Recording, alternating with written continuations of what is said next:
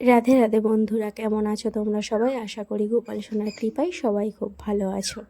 আমরাও খুবই ভালো আছি আর আমাদের গপুও খুবই ভালো আছে। গপু আমাদের বাড়িতে খুবই নতুন, আর আমি গপুর সেবা কিছুদিন হচ্ছে শুরু করেছি। আমার কোনো আইডিয়া নেই। আমি ইউটিউবে যা দেখি, বড়দের কাছ থেকে যেমন শুনেছি তেমনভাবেই করি, আর আমি একটু ভক্তি দিয়ে করি। আমি কেন, যারা গোপাল সেবা করে সবাই ভক্তি দিয়েই সেবাটা করে। আর আমার সত্যি বলতে যেদিন থেকে এনেছি আমার এত কি বলবো, এত ভালো লাগছে গোপাল সেবা করতে।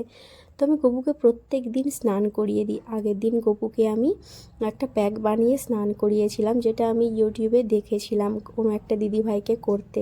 হলুদ, বেসন আর মধু দিয়ে একটা প্যাক বানিয়ে গপুকে মাখিয়েছিলাম। দেখতে পাচ্ছ তার গ্লেজটা আজ পুরো দেখা যাচ্ছে। প্রচণ্ড ঠান্ডা পড়েছে তো, তাই গপুকে আজ আমি অন্য কিছু দিয়ে মাখাবো না, আর একদম দেরি করাবো না। আমি আজ গোপালকে গঙ্গার জল আর এমনি সাদা জল দিয়ে স্নান করিয়ে নেব। আর গপুকে স্নান করানোর পাত্রটা আমার মনে হয় পাল্টাতে হবে। যাই হোক, এটা আমি নতুন কিনেছিলাম, এখানেই স্নান করাই। আর এর মধ্যে, এই পাত্রটার মধ্যে আমি গপুকে স্নান করানোর জন্য জল নিয়েছি, আর গঙ্গার জল দিয়ে একটা তুলসী পাতা দিয়ে, আর এখন শীতকালে তো ফুল পাওয়াই যায় না বন্ধুরা। তারপর গপু সোনাকে আমি ভালো করে স্নান করিয়ে দিলাম। একটু তাড়াতাড়ি করিয়ে দিয়েছি, প্রচণ্ড ঠান্ডা পড়েছে তো। তো স্নান করার মন্ত্র তো তোমরা সবাই জানো, ওং নমো ভগবতে বাসুদেবায় নমঃ। যাই হোক, আমার তেমন কোনো মন্ত্র জানা নেই, আমি অত্যন্ত নতুন।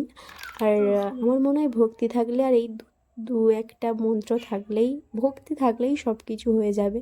তো তারপরে স্নান করানোর পরে তাড়াতাড়ি গা মুছিয়ে আমি এখানে অলংকার পরিগুলো পরিয়ে দিলাম। আর দেখতে পাচ্ছ এই জামাটা আমি রিসেন্ট কিছুদিন হচ্ছে নিয়ে এসেছি, আর এটা ধরে হয়তো এক দুবার পরিয়েছি। গোপালকে আমি কি সুন্দর করে সাজিয়ে দিয়েছি। দেওয়ার পর গোপুসোনাকে আমি একটা চন্দনের ফোঁটা দিয়ে দেবো।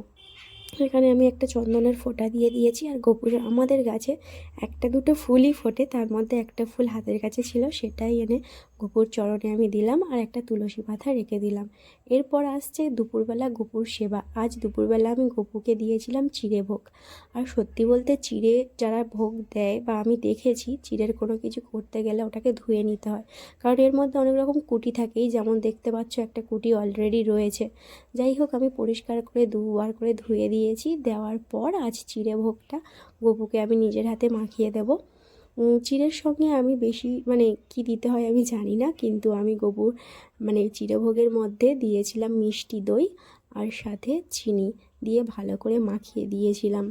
আর মিষ্টি দইটা একটু মনে হচ্ছিল ফ্রিজে রেখেছিল তো, দোকানদার একটু বেশি ঠান্ডা ছিল। যাই হোক, কিছুক্ষণের মধ্যেই গলে গিয়েছিল। তারপর আমি এর মধ্যে একটু চিনি দিয়ে ছড়িয়ে দিয়েছি, আর একটা কলা দিয়েছি। দিয়ে আজ গোপালকে দুপুরের সেবা আমি এটাই দিয়েছি। আর সেবা তো ততক্ষণ না কমপ্লিট হবে না যতক্ষণ না সেখানে একটা তুলসী পাতা দেওয়া হচ্ছে। তো এরপরে আমি গপু সোনাকে বাসিটাকে সরিয়ে দিলাম, আর গপু সোনাকে আমি প্রদীপ আর ধূপ দিয়ে আরতি করে নিলাম। আর গপু সোনার যাতে খাওয়ার পরে মুখ মুছতে পারে, তার জন্য একটা রুমাল ওই পাশে আমি রেখে দিয়েছি। যাই হোক, গপুকে আজ আমি এইভাবেই সেবা দিলাম।